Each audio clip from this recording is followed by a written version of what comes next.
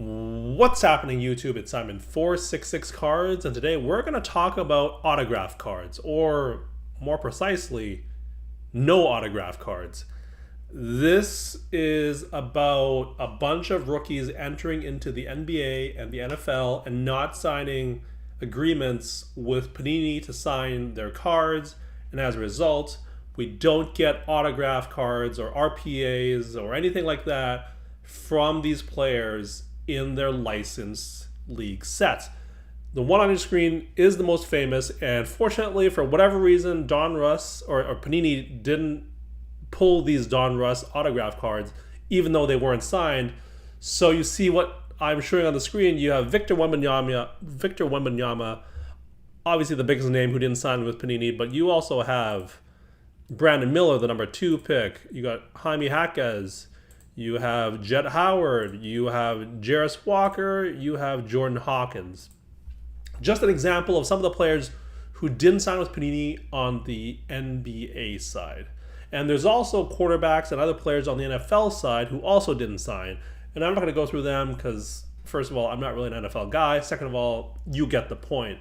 And there's been a lot of content made about how, oh no, this is gonna like end the hobby. This is gonna be a problem for the hobby. This is a huge issue for the hobby.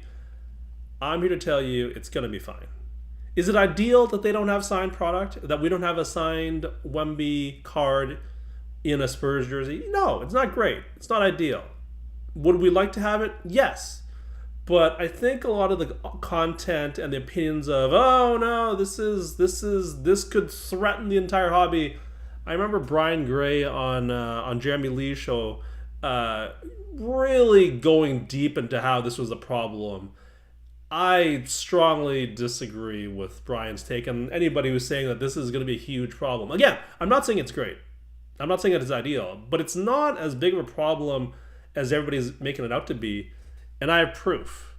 And you're probably wondering, what is this proof that I have that it'll be all fine? How can I predict the future?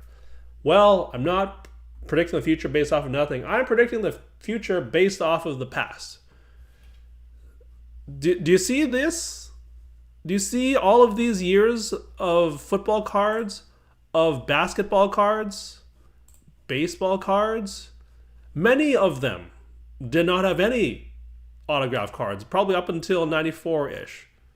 Same thing for football, same thing for basketball. Like up until the mid-90s, autograph cards didn't exist. And yet, we survived. The hobby survived, and it continued to survive. And in fact, the junk wax era, where it boomed, there were no autograph cards. So you can't tell me that autograph cards are necessary for the hobby to survive and thrive.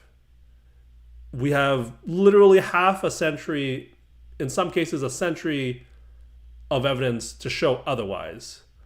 So not having a few rookies in licensed product will not be the end of the hobby. It is not the end of the world.